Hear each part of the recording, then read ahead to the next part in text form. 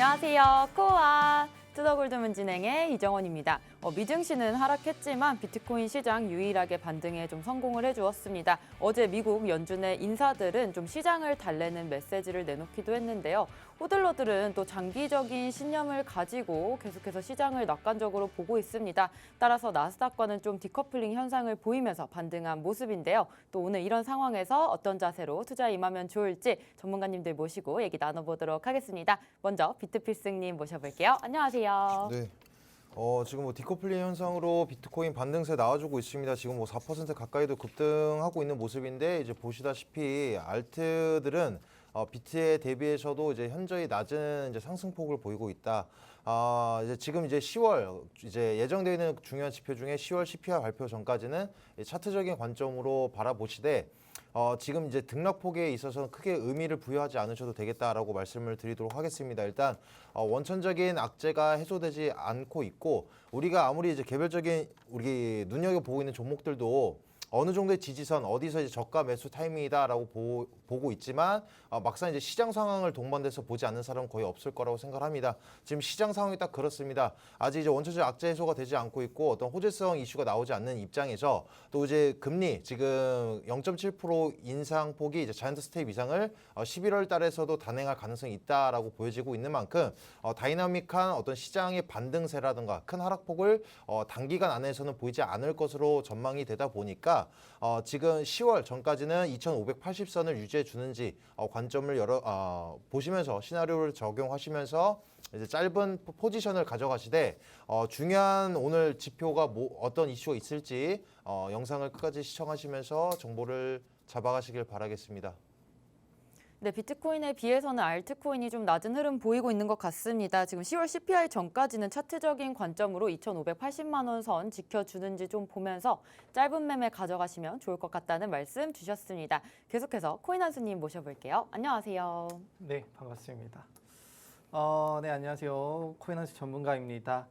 우선 어제 뭐 시장이 조금 올라왔죠. 근데 제가 그 부분 관련해서 다른 이제 나스닥이랑 뭐 코스피 관련해서 뭐 뒤에 더 말씀을 드리겠지만은 코스피 나스닥 떨어질 때 그래도 비트코인 암호화폐는 전체적으로 좀 버텨주고 있다라고 말씀을 드릴 수 있습니다. 자, 이 부분을 보시면서 제가 좀 말씀을 드릴 수 있는 거는 아무래도 워낙 이제 연중 무휴 24시간 돌아가는 이 장이다 보니까 선 반영이 너무 빠르게 이루어진 것이 아닌가, 그러고 나서 이제 나스닥이 따라오는 것이 아닌가라고 볼 수도 있을 것 같아요. 그렇다라면 이제 뭐 나스닥이나 코스피 같은 경우도 어느 정도 떨어지고 난 다음에 좀 올라갈 가능성이 있고, 그렇게 되면 전체적으로 그에 맞게 또 암호화폐 같은 경우는 또 같이 올라가는 모습을 확인할 수 있을 것 같아요. 그래서 지금 이제 좀 재미없는 시장, 방향성이 그렇게 정확하게 정해지지 않은 시장이지만은 앞으로의 흐름 좋다라고 말씀을 드리도록 하겠습니다. 네, 어제 시장 살짝 반등 줬었는데 어제 또 한수님과 방송했을 때 좀 낙관적으로 보신 부분이 있기 때문에 그 부분 좀 정확히 맞추신 것 같습니다. 역시 시장은 투더골드문과 함께 보시면 좋을 것 같습니다. 저희는 계속해서 코인 소식 볼 텐데요. 같이 화면 보시겠습니다. 네, 보스턴 여는 총재가 인플레 거의 정점이거나 통과 가능성이 높다고 말을 했습니다.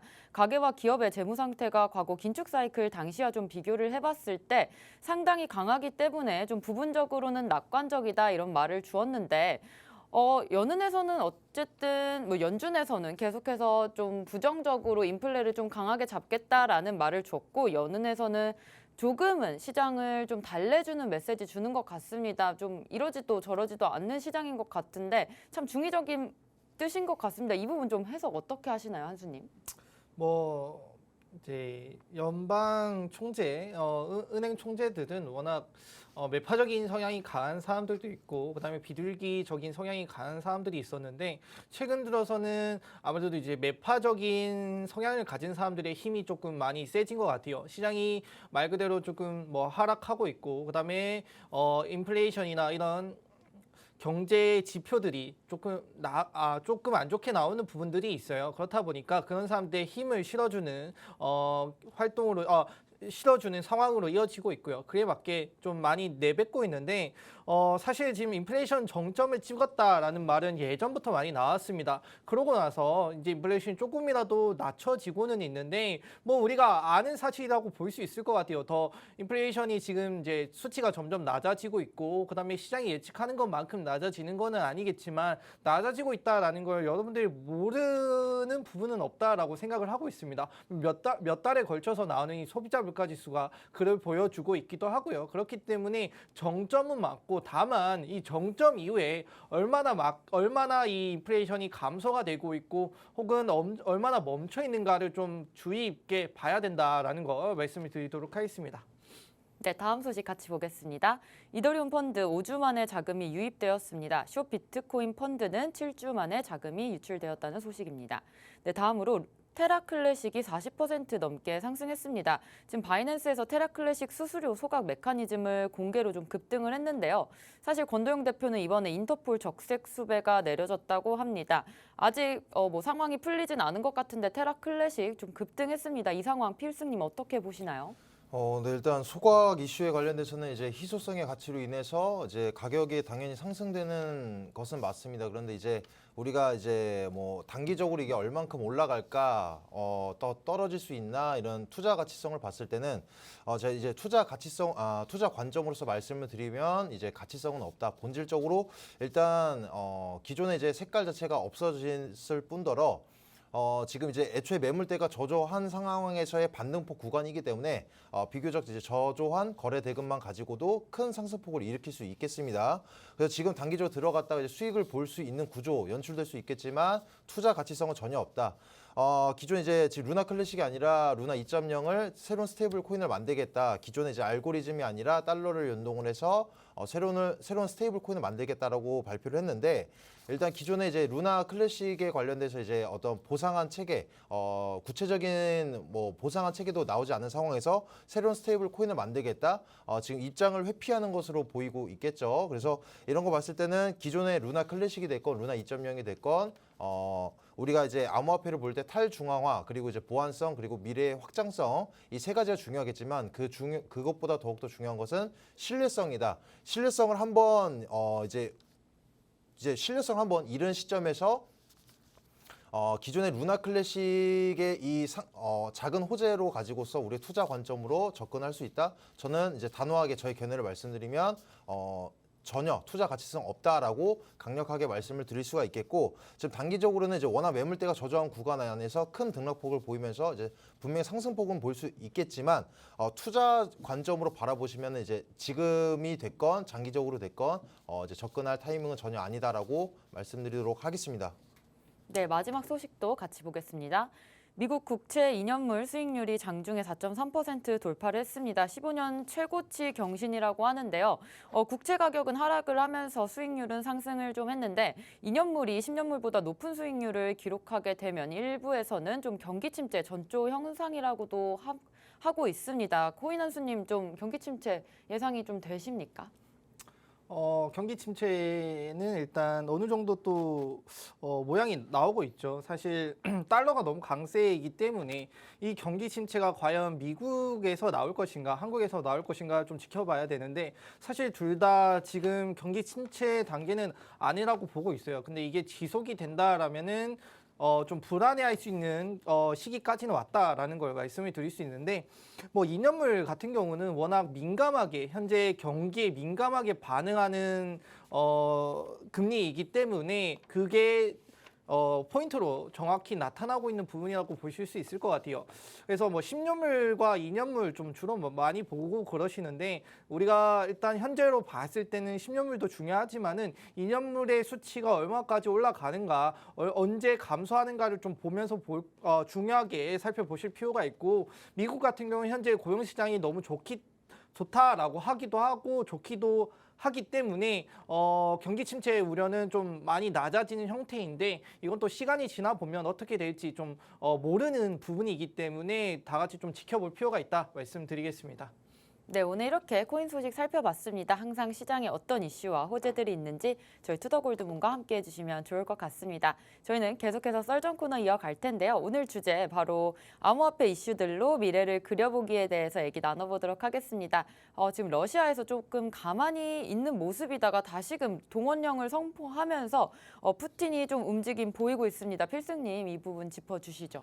네, 올해 뭐 상반기부터 이제 금리 부분이랑, 그러니까 인플레이션적인 부분이랑 이제 러시아, 이 원천적 악재의 가장 큰 이슈가 두 가지였는데 지금 장기전이 되고 있는 와중에 러시아가 이제 기존에는 동원령을 선포하지 않을 것이다라고 내비쳤다가 최근에 이제 동원령까지 이제 선포한 상황이 되겠습니다. 그래서 러시아 자국민들은 지금 주변 국가인 이제 핀란드나 조지아에 지금 차량 행렬이 끊이질 않고 있다. 왜냐면 이제 러시아 국민 입장에서는 이제 전쟁터에 나가냐 아니면 이제 감옥에 가느냐 이 두 가지 판단밖에 없다 보니까 이제 외국으로 지금 도피를 진행을 하고 있습니다. 그래서 이제 국경 폐쇄를 가장 두려워하고 있고 지금 일단 젤렌스키 그러니까 우크라이나의 이제 우리 수장인 젤렌스키도 이미 러시아 자국민들은 우리 우크라이나 자국민들을 죽이고 있었고 고문한 공범이다라고 러시아어로 이제 발표를 했었습니다. 인터뷰를 진행했었습니다. 자, 이것을 봤을 때 지금 이제 러시아가 동원령을 선포했다라는 것 자체가 지금 이제 우호 국가인 중국이나 이런 데서도 비난을 받고 있고 우크라이나와는 다르게 어떤 이제 이제 지급, 그러니까 다른 나라에서 어떤 이제 국방력을 이제 도움을 받지 못하고 있는 상황이고 더불어서 이제 미국 입장에서도 12월까지 러시아의 이제 에너지 자원을 사용하지 않겠다, 수입하지 않겠다라고 내비친 만큼 이제 금융적으로도 제재를 계속적으로 받고 있는 입장이다 보니 장기전으로 갔을 때 종결짓지 못하게 된다라고 한다면 러시아에서는 이제 손익분기점이 당연히 좋지 못할 수밖에 없겠죠. 그래서 지금 러시아에서는 일단 자국민들이 전쟁에 투입이 된다. 또 다른 이제 장기전에 또 이제 도래할 수 있는 하나의 지표로서 작용할 수는 있겠지만 일단 군인들의 입장에서 봤을 때는 러시아 군인들 입장에서는 왜 싸운지조차도 모르고 우크라이나 이제 군인들 입장에서는 이제 자신들의 가족을 지키기 위해서 싸우고 있기 때문에 러시아가 절대적으로 이길 수는 없다라고 저는 생각을 합니다. 일단 지표상으로서는 러시아의 국방력 훨씬 강하지만 지금 일단 지원도 받고 있고 꽤나 잘 방어를 해주고 있기 때문에 길어지면 길어질수록 러시아에서는 이제 빠른 선택의 기로에 놓여져 있다. 빠르게 선택을 해야지만 자신들이 우크라이나를 점령했었을지언정 그러니까 하게 되더라도 자신들의 이득을 취할 수 있는 구조가 없다라고 한다면 이거를 질질 끌고 갈 필요는 없다라고 생각을 하고 있습니다.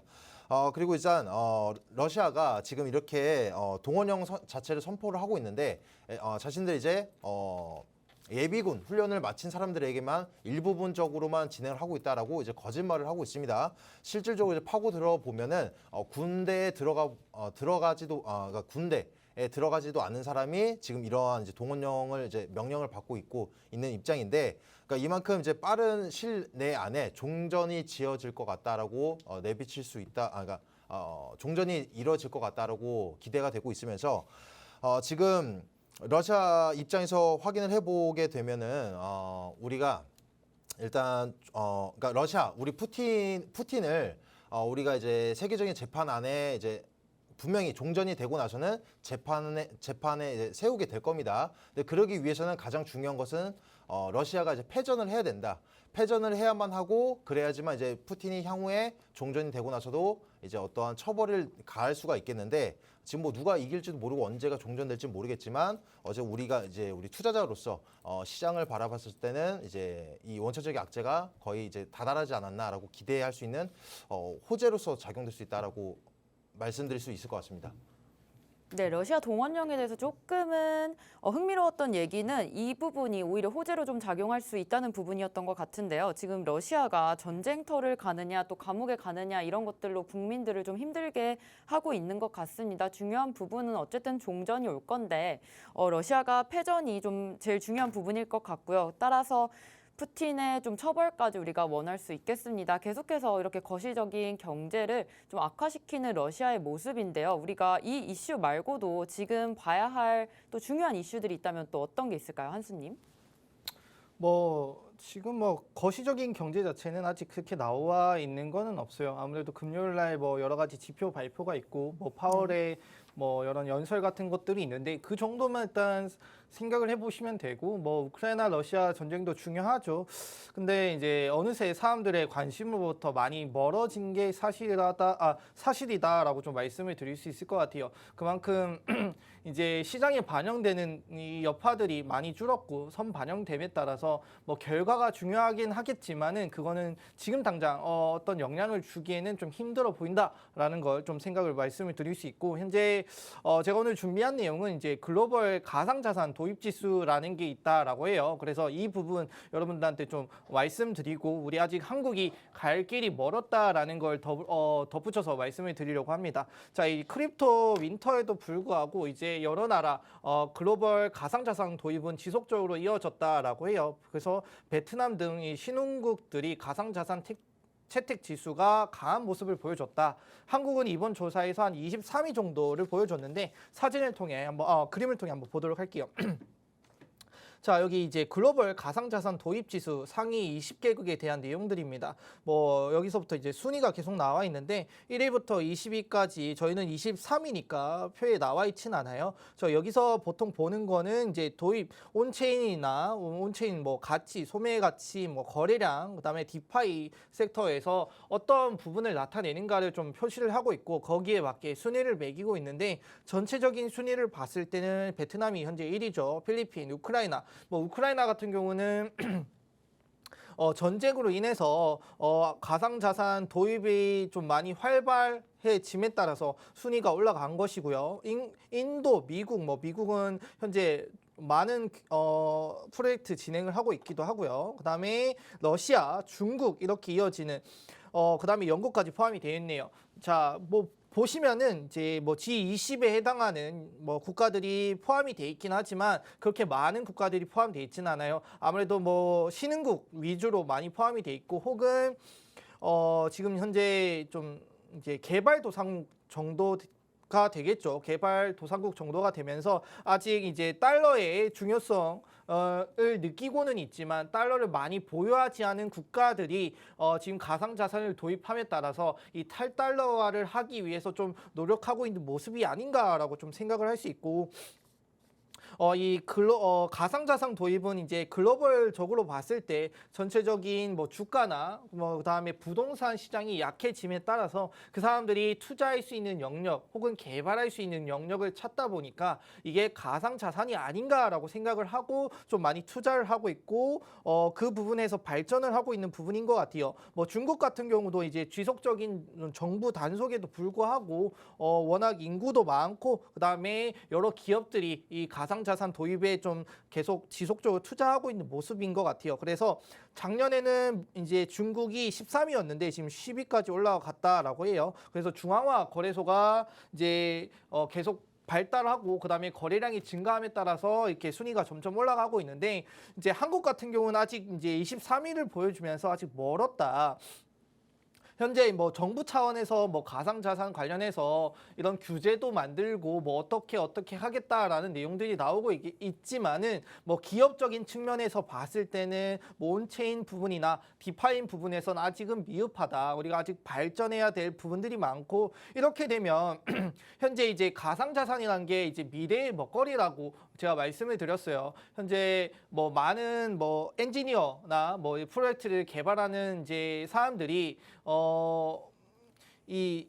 사람들을 구인하기 위해서 이제 많은 기업들이 노력을 하고 있음에도 이런 구인하는 사람들이 해외로 많이 빠져나가는 추세가 나올 것이다. 그렇게 되면 가상자산 포기할 수 없는 부분인데 한국이 뒤처질 수 있는 부분이 나오고 있다. 그래서 앞으로 좀 더 많은 노력과 관심이 필요한 부분이다. 말씀을 드리도록 하겠습니다. 네, 이러한 또 순위들을 좀 봤을 때 베트남 같은 신흥국들이 좀 상위권을 차지하면서 아무래도 암호화폐 쪽의 개발을 계속해서 박차를 가하고 있는 것 같습니다.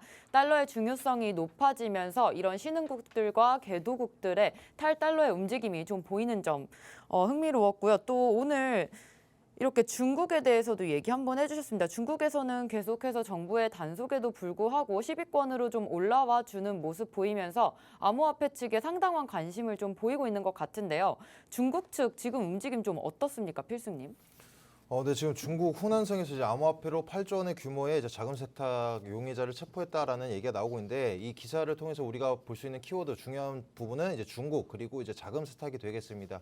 일단 중국 아시다시피 이제 대표적인 암호화폐의 이제 금지 국가로 알려져 있죠. 그런데 일단 이 부분 먼저 말씀을 드려보면은 중국은 지금 그 누구보다도 빠르게 이제 디지털 화폐를 선보임으로써 보편화까지 진행을 하고 있고 지금 실험적인 단계 지역도 새 지역이나 지금 추가를 진행을 하고 있습니다. 미국보다도 빠르게 진행을 하고 있는데 이것을 봤을 때는 우리가 이제 대표적인 디지털 화폐랑 암호화폐 차이는 정부 정책, 그러니까 정부나 은행에서 찍어냈냐, 아니면 이제 사적으로 만들어낸 것이냐.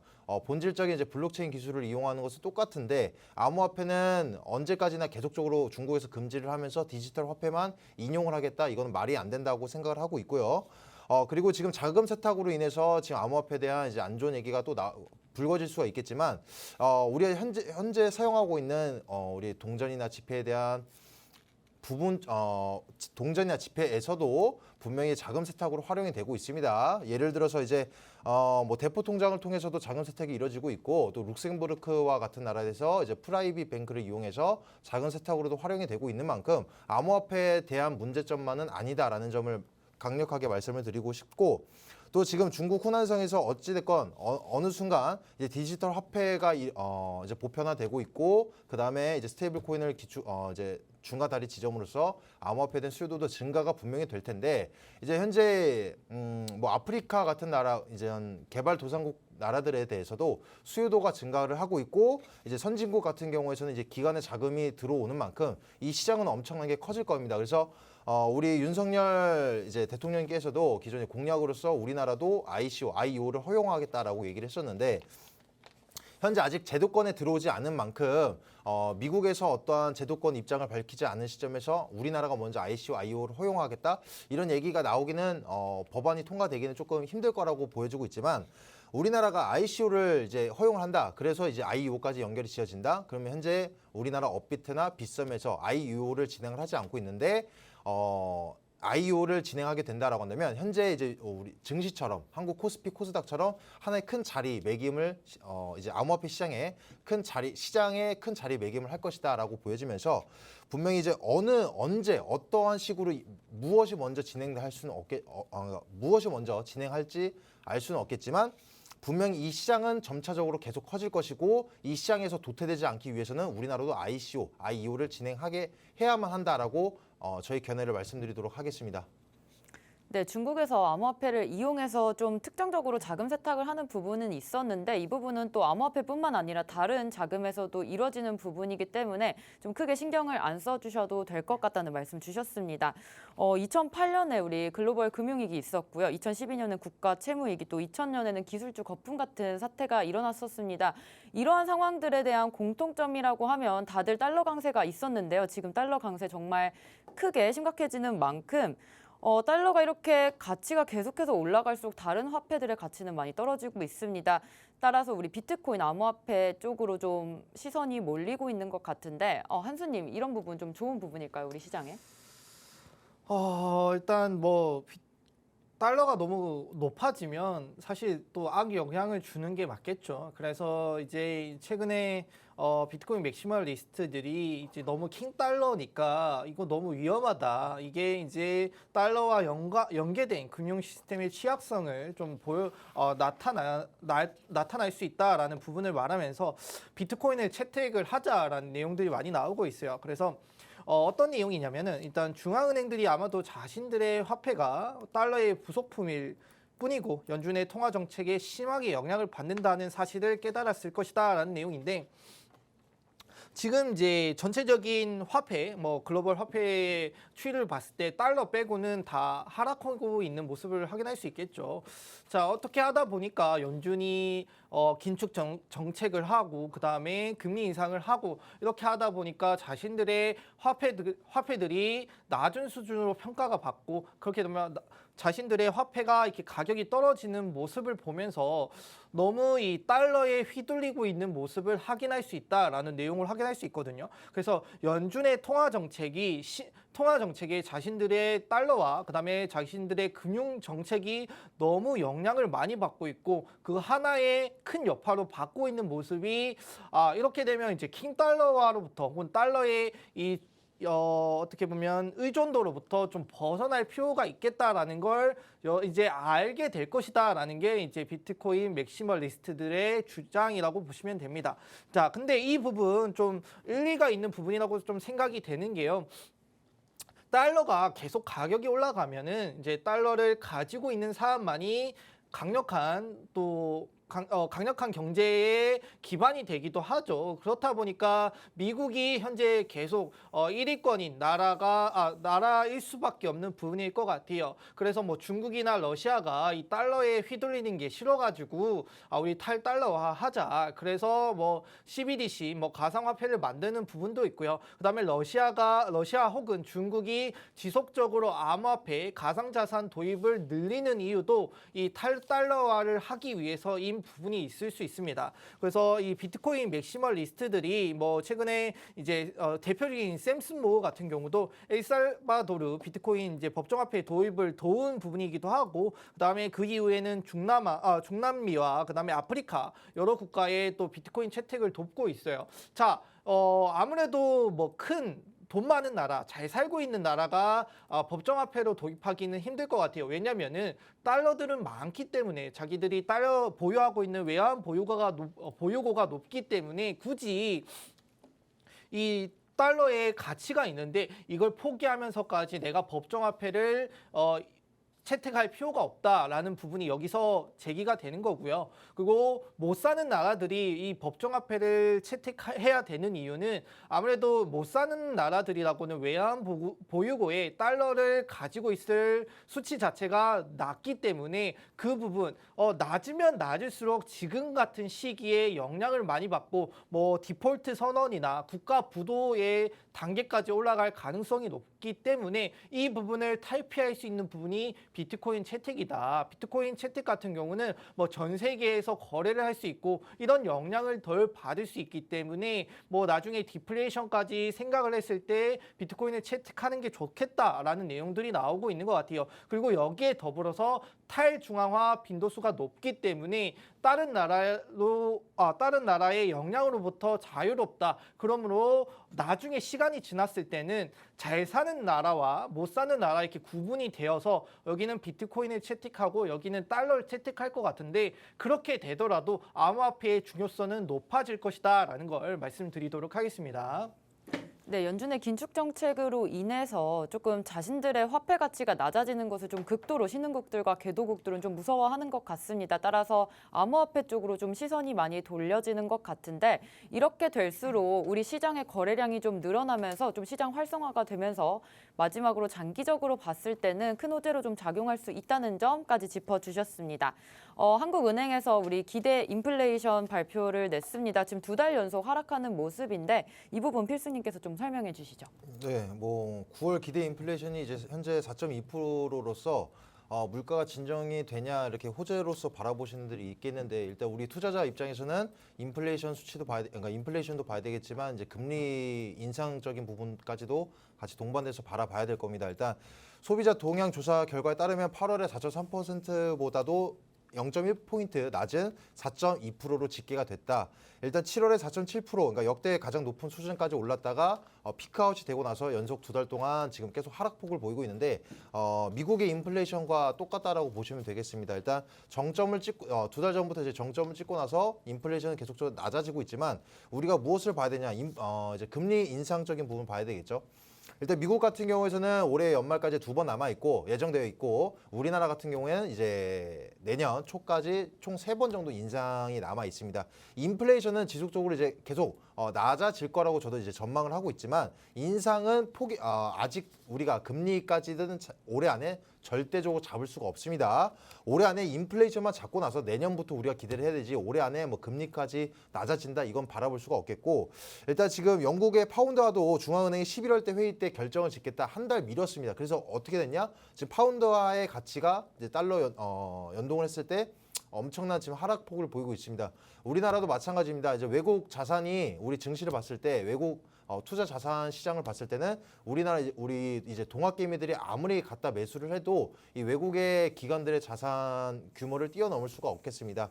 외국 입장에서는 내가 우리 한국 증시에 와서 10% 이상의 수익을 냈다라고 하더라도 달러로 변동을 했을 때는 결과적으로 이제 수수료라든가 그리고 이제 달러 대비 원화의 값어치가 하락을 하다 보니까 이제 매력적이지 않겠죠. 그래서 그 시장에서 당연히 투자 자산이 지속적으로 빠져나갈 수밖에 없겠고 이 빠져나가는 것을 방어하기 위해서는 무엇을 해야 되냐? 결국 우리도 미국을 따라서 금리를 계속적으로 올릴 수밖에 없다 이 얘기가 되겠습니다. 그래서 인플레이션은 지속적으로 낮아질 가능성이 전망이 되고 있어서 좋은 호재로서 바라볼 수 있겠지만 금리까지 우리가 바라봐야 됐을 때는 단기적으로 이 시장이 부흥을 일으키진 않을 것이다. 조금 더 조금 장기적인 전망으로서 시장을 이제 바라보셔야 되고 그 안에 변동성을 노리시면서 짧은 단기적인 포지션을 가져가시는 것이 오히려 리스크성을 줄이는 길이다라고 정리해드리도록 하겠습니다. 네, 9월 기대 인플레이션 결과를 좀 봤을 때 우리는 미국과 같이 좀 물가는 피크아웃 된 상황이라고 말씀해 주셨습니다. 하지만 우리가 지금 중요하게 봐야 될 것은 금리 인상이라고 하셨는데요. 금리 인상 단기간에 기대를 할 수는 없겠습니다. 자이언트 스텝을 계속해서 올린다면 우리 한국도 따라갈 수밖에 없는 상황이라서 이 부분 좀 지켜보시면 될 것 같고요. 지금 비트코인 5% 넘는 상승 현재 보여주고 있습니다. 따라서 어떻게 되고 있는 건지 한수님께서 차트 분석해 주실 겁니다. 네, 비트코인 간단히 말씀을 드리도록 하겠습니다. 일단은 지금 제가 오늘 말씀드릴 내용이 아무래도 비트코인 현재 손익비를 따져서 매수하기 정말 좋은 내용이다라고 제가 어제 방송이나 뭐 다른 곳에서 좀 많이 말씀을 드렸는데 현재 이제 비트코인이 5% 올라가고 있죠. 근데 우리가 여기서 중요하게 봐야 될 거는 나스닥과 코스피를 비교했을 때 코스닥과 코스피, 뭐 나스닥 등등을 비교했을 때 비트코인이 현재 가지는 위치가 어느 정도인가라는 걸 좀 확인해 볼 필요가 있을 것 같아요. 자, 나스닥 같은 경우는 현재 뭐 4일 연속, 뭐 5일 연속 계속 하락하면서 아직 뭐 하락이 끝났다라는 부분을 찾기 힘든 부분을 확인할 수 있죠. 뭐 코스닥도 뭐 며칠 연속 계속 하락하면서 똑같은 뭐 나스닥과 이어지는 모습을 확인할 수 있는데 자. 현재 이 킹달러의 해지 순환으로서 비트코인이 빛을 발하고 있는 부분이 여기이지 않을까라는 거 좀 확대해서 보여드리겠습니다. 자, 뭐 주말 쉬니까 제가 한 일주일치를 봤을 때 일주일 전 종가 기준으로 봤을 때 나스닥 같은 경우는 현재 뭐 한 6% 정도 빠진 걸 확인할 수 있는데 비트코인은 이 일주일 전 종가와 비슷했다가 오늘 같은 경우는 현재 뭐 5%, 6%까지 올라가는 모습을 보여주면서 아무래도 현재 이 힘든 시장, 뭐 나스닥, 뭐 코스피 기업 실적 발표 시즌에 맞춰서 흔들리는 모습을 확인할 수 있는데 비트코인은 지금 이 디커플링을 통해서 이런 킹달러에 오히려 해지 순환으로서 작용하는 것이 아닌가 간단히 봤습니다. 네. 네, 오늘 이렇게 암호화폐 이슈들로 미래 그려보기에 대해서 얘기 나눠봤습니다. 저희는 잠시 후에 코인스쿨로 돌아오겠습니다.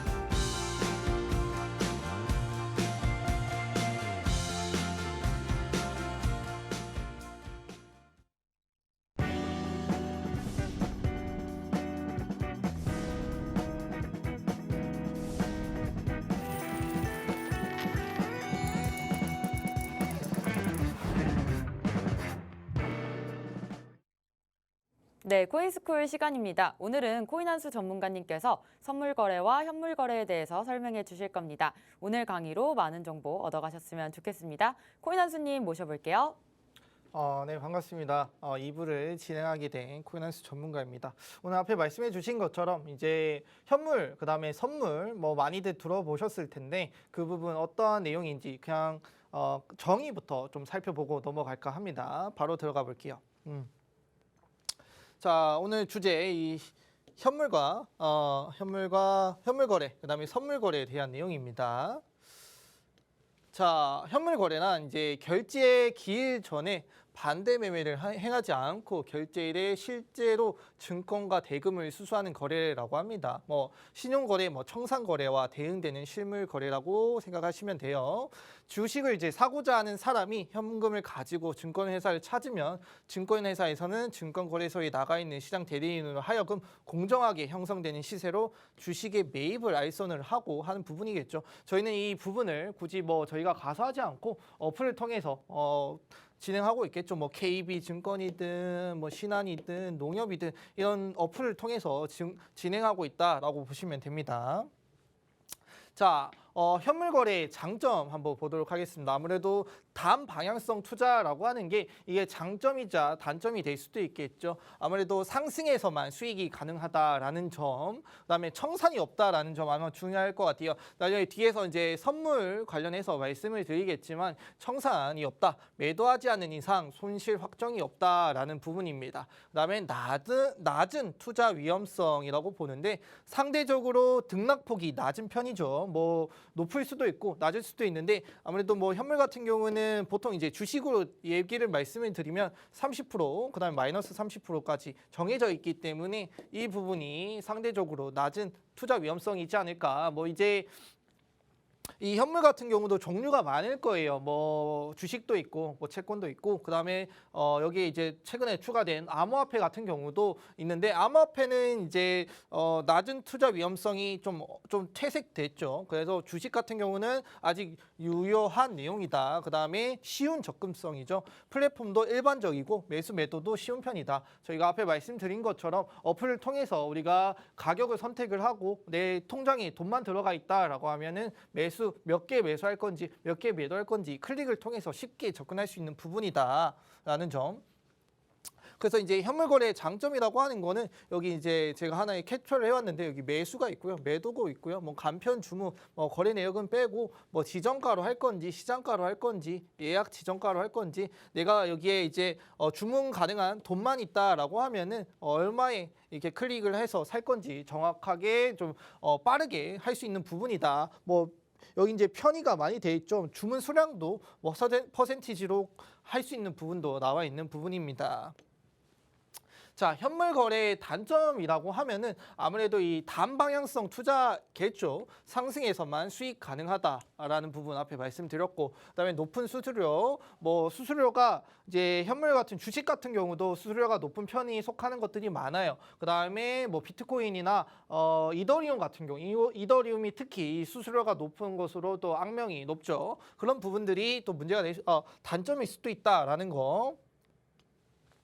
자, 이제 선물 거래 오늘 뭐 주 내용이라고 보시면 돼요. 선물 거래인데 장래 일정 시점에 미리 정한 가격으로 매매할 것을 현재 시점에서 약정하는 거래라고 보시면 됩니다. 미래의 가치를 사고 파는 것이라고 보시면 돼요. 그래서 선물의 가치가 현물 시장에서 운영되는 기초자산, 뭐 채권이나 외환, 주식의 가격 변동에 의해 파생적으로 결정되는 파생상품 거래의 일종이다. 자, 미리 정한 가격으로 매매를 약속한 것이기 때문에 가격 변동 위험에 회피가 가능한 장점이 있다. 그다음에 처음엔 위험 회피 목적으로 출발하였으나 고도의 첨단 금융 기법을 이용해서 위험을 능동적으로 받아들임으로써 사람들이 이제 무감각해진 거죠. 혹은 이거를 이제 장점으로 되살려 보자라는 거. 그래서 오히려 이 고수익, 그다음에 고위험 투자 상품으로 좀 많이 발전된 부분이다. 처음에 이제 선물을 진행을 할 때 어느 정도 미래의 가격을 예측을 통해서 너희들의 그 위험도를 낮춰 보자라고 진행을 했던 건데 이게 이제 어느새 좀 약간 투기 목적으로 바뀌면서 그 위험도를 감수하고 더 많은 수익을 가져가자가 돼버린 거죠.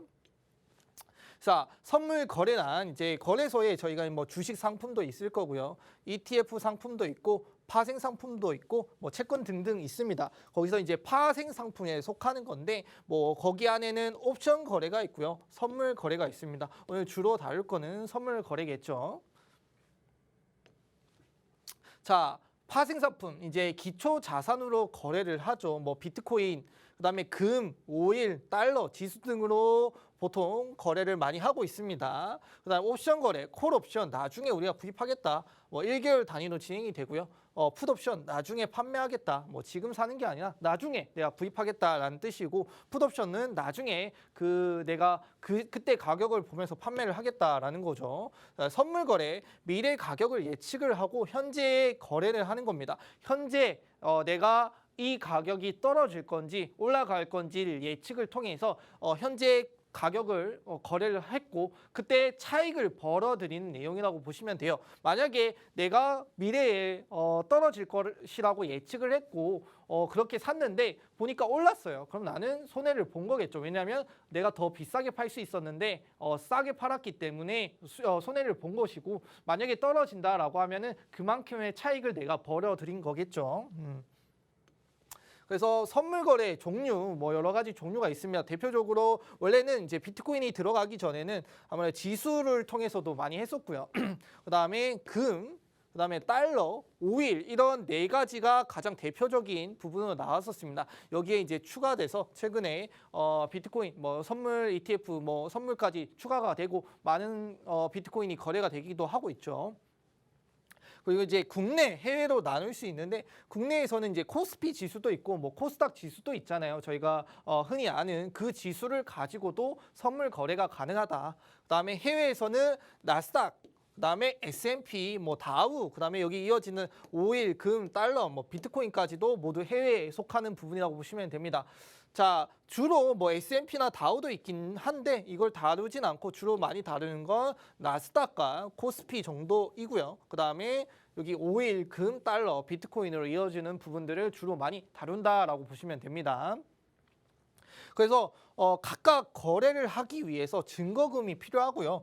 종류마다 이 가격은 다릅니다. 뭐 증거금이 어떤 비싼 거는 뭐 1,000만 원, 그다음에 뭐 몇백만 원 하는 증거금도 많고요. 그 증거금을 가지고 있어야 나는 선물 거래를 할 수 있겠다. 그다음에 최소한의 그 증거금이 통장에 들어와 있어야 나는 투자를 할 수 있다라는 부분들인 거죠. 자, 이 선물 거래의 장점 한번 말씀을 드리겠습니다. 아무래도 양방향 투자가 장점이 되겠죠. 상승, 하락, 장 모두 수익 가능하다. 지금 이제 뭐 전체적인 뭐 코스피나 그다음에 나스닥, 그다음 비트코인이 떨어짐에 사람들이 선물에 많이 집중을 하고 있는 것 같아요. 그다음에 유튜브나 너튜브나 이런 곳에서도 이 선물 관련 내용들이 많이 나오고 있거든요. 그 이유가 이 양방향성 투자 때문이라고 보시면 됩니다. 하락장과 상승장에서 모두 수익을 낼 수 있기 때문에 지금 이 하락장이잖아. 그러면은 이 하락장에도 우리가 돈을 벌 수 있는 내용들을 우리가 참조를 해보자. 그 내용이 이제 선물 거래라고 보시면 되고요. 높은 레버리지가 또 장점이 되겠죠. 높은 배율을 통해 고수익 가능하다. 자, 제가 100만 원을 가지고 있어요. 100만 원을 가지고 있는데 여기에 이제 레버리지 한 10배를 한다라고 하면은 이 100만 원이 1,000만 원의 가치를 가지고 나는 100만 원을 투자를 하지만 결국엔 1,000만 원을 투자하는 거와 같다. 그래서 내가 100만 원으로 10%를 벌면 이게 아니다. 1,000만 원으로 10% 버는 거랑 마찬가지다라고 볼 수 있거든요. 그래서 이렇게 높은 레버리지를 가지는데 자, 이 높은 레버리지를 가지는데 여기에 장점만 있냐 혹은 단점도 있습니다. 이렇게 쉽게 100만 원이 1,000만 원이 됐는데 쉽게 돈 벌게 해주겠냐? 아니죠. 이게 마이너스가 됐을 때 그만큼 빠르게 청산이 될 수 있는 부분인데 뒤에서 설명해 드리도록 하겠습니다. 그리고 이제 빠른 자산 순환이 또 장점이 되기도 하죠. 보통 트레이딩을 시간 단위로 좀 진행을 하고 있어요. 그리고 빠른 대응, 빠르고 빈도 높은 거래를 통해서 몇 분 안에, 몇 시간 안에 많은 수익을 낼 수 있는 부분이겠죠. 자, 차트를 통해서 장점 한번 보도록 하겠습니다. 자, 요게 제가 1시간 봉으로 나온 건데 만약에 뭐 지금 뭐 뒤에 피보나치가 나와 있지만은 내가 이때 매수 타점을 딱 잘 잡고 들어갔다. 그때 이 가격이 현재 2,700만 원을 치겠습니다. 2,700만 원이었고 내가 뭐 한 몇 시간 안에 이걸 빼고 뭐 이런 피보나치를 끄었을 때 여기에서 매도를 잡아놨다라고 봤을 때 지금 거의 약 300만 원의 차익이 났거든요. 근데 이게 몇 시간 안에 났냐? 혹은 여기까지만 봤을 때도 1시간 안에 이 수익이 났거든요. 자, 지우고 자세히 한번 보도록 할게요. 자, 그럼 이 부분만 집중을 하겠습니다. 이 부분만. 자, 이 부분만 집중을 했을 때 거의 한 170만 원의 차익을 봤다라고 봤을 때 나는 이때 매수 들어왔고 이때 팔겠다. 근데 이 매도가가 한두 시간 안에 나왔다라는 뜻은 나는 내가 만약에 개인적으로 비트코인을 2,600만 원에 그냥 한 개를 샀어요. 그다음에 이 선물 거래를 통해서 레버리지 한 뭐 5배, 6배를 했습니다. 그러면 이때 나는 한두 시간 만에 이게 한 200만 원 곱하기 10개니까 한 3천만 원의 불량을 볼 수 있는 그만큼의 수익을 여기서 봤다라는 게 나오겠죠. 그래서 이런 식으로 이렇게 짜잘짜잘하는 이 구간들이 있죠. 이 구간들도 다 수익이 될 수 있어요. 여기서 매수, 매도, 매수, 매도 뭐 이런 식으로 혹은 손절가도 잡을 수 있겠고요. 그만큼 빠른 거래가 있고 그다음에 이 단기간의 이 변동성을 보여주기 때문에 수익도 금방 나올 수 있는 부분이다. 말씀드리겠습니다. 자, 그리고 이제 선물 거래의 단점이 있겠죠. 높은 레버리지, 말 그대로 높은 배율을 통한 고손실이 가능하다. 자, 앞에 제가 뭐 10배라고 했을 때 뭐 100만 원이 1000만 원의 가치를 보여준다라고 했는데 근데 100만 원이 실제로 1000만 원이 되는 건 아니겠지만은 그래서 그런 비율을 가지게 해준다라는데 근데 이거에 대한 반대 단점도 있어야겠죠. 그 단점이 뭐냐면 100만 원을 잃을 수도 있는데 이거를 쉽게 잃게 해줘요. 어떻게 하냐? 내가 배율이 높으면 높을수록 이 청산이라고 하죠. 청산, 돈이 없어진다. 돈이 뭐 갑자기 공중 분해된다라는 뜻인데 이 공중 분해되는 비율을 높여버려요. 그래서 100만 원이 뭐 한 지금 이게 한 50만 원이 됐어도 한 60만 원이 되면 바로 청산이 당하도록 그렇게 고수익을 주지만 반대로 읽기도 쉽게 만드는 시스템이라고 보시면 됩니다. 그리고 단점, 그다음에 심리, 세력과 개미들의 심리 싸움입니다. 뭐 뒤에서 제가 좀 지표를 보여드리겠지만은 이 심리 싸움이 좀 어마어마한 부분이고, 그다음에 변동성 말 그대로 분 시간 단위로 높은 등락이 있기 때문에 쉽게 벌 수 있겠지만 쉽게 잃을 수도 있는 점. 그다음에 투자보단 투기로 변질 가능성이 있어요. 왜냐하면 우리는 이제 앞에서 말씀드렸다시피 이거를 약간 너희들이 좀 예측하고 좀 손실을 덜 보게 하기 위해서 만든 건데 이게 변질이 돼서 수익을 많이 보기 위해서 오히려 더 무리를 하는 부분들이 있다. 왜냐면 100만 원으로 1000만 원 가치를 볼 수 있으니까 이거를 통해서 뭐 뽕을 뽑자라는 부분이 나올 수 있겠죠. 그래서 아까 단점 여기서 말씀을 드리겠습니다. 아무래도 심리를 좀 말씀을 드려야 될 것 같아요. 심리. 자, 보통 우리가 이제 피보나치를 통해서 심리를 보는데 여기를 터치를 하면은 우리 뭐 터치를 하면 매도를 하자, 손절가를 잡자, 뭐 이렇게 볼 수 있고 여기를 터치를 하면 매도를 하자라는 부분이 나올 수 있겠죠. 그러면 여기서 이제 매도 라인을 잡아놨는데 생각보다 이게 더 올라가요. 그러니까 사람들이 예측하는 지지와 저항, 이제는 웬만한 사람들이 지지와 저항을 다 잡을 수 있거든요. 근데 그 지지와 저항을 뚫고 내려가는 경우, 그다음 뚫고 올라가는 경우가 많아요. 그 말은 즉슨 뭐냐면 너희들이 예측하는 것보다 더 우리가 올라갔다 떨어질 거야. 너희들이 다 아는 거 우리가 그렇게 이대로 이어지면 너희들 돈 다 벌잖아. 그럼 우리가 돈을 못 버니까 그게 아니라 너희가 예측하는 것보다 덜 떨어지고 너희가 예측하는 것보다 더 높이 올라갈 거야라는 심리 포인트가 여기서 진행이 되는 것 같아요. 그래서 여기 보시면 이제 뭐 이렇게 가끔씩 이렇게 튀는 것들이 있죠. 이런 부분들이 그런 이제 심리 싸움에 의해서 나온 내용이다라고 보시면 될 것 같고요. 말 그대로 제가 뭐 앞에 또 단점으로 청산도 말씀을 드렸는데 이 청산이라고 하는 거는 제가 올라갈 것 같으면 롱 포지션을 잡고 떨어질 것 같으면 숏 포지션을 잡는데 예측을 해보니까 나는 롱 포지션을 잡았는데 숏이 나왔어. 그러면은 내가 걸어놓은 것들이 하락함에 따라서 그 걸어놓은 가격들이 공중분해되는 걸 청산이라고 볼 수 있는데 그 청산이 이런 부분에서도 많이 나온다. 나는 여기서 심리 싸움에 져가지고 청산되는 경우가 많다라는 거 여기서 말씀을 드릴 수 있을 것 같아요. 네, 오늘 내용은 여기까지 하고 나머지 내용은 이 뒤에 있는 무료 방송에서 말씀드리도록 하겠습니다. 네, 오늘 배우신 부분들 정리하면서 투자에 어떻게 도움이 될 수 있을지 생각해 보시면 좋을 것 같습니다. 좀 더 자세한 매매 방법과 또 차트 분석 저희가 오후 1시 반부터 이어갈 텐데요. 오후 1시 반에 무료 방송으로 진행하고 있습니다. 함께 하실 수 있는 방법 안내해 드리겠습니다. 먼저 컴퓨터로 들어오실 분들은 박스경제TV 홈페이지에 들어오셔서 좌측 하단 보시면 투더골드문 배너가 있습니다. 배너를 클릭하시면 바로 전문가님들의 실시간 무료 방송을 함께 하실 수가 있고요. 또 핸드폰으로 함께하고 싶다라고 하시는 분들은 여러분들께서 매일 쓰고 계시는 녹색 창에 투더골드문 검색하셔서 상단 링크 통해서 들어오시면 됩니다. 잠시 뒤 오후 1시 반부터 무료 방송 함께해 주시면 좋을 것 같고요. 무료 방송에서 우리 이번 주 장까지 짚어주실 테니까요. 오늘 많은 참여 부탁드리겠습니다. 저희가 준비한 방송은 여기까지입니다. 본 방송에서 제공하는 정보는 투자 판단의 참고 자료일 뿐이며 특정 자산 가치의 상승과 하락을 보장하지 않는다는 점 유의해 주시길 바라겠습니다. 저희는 다음 이 시간에 오겠습니다. 시청자 여러분 고맙습니다.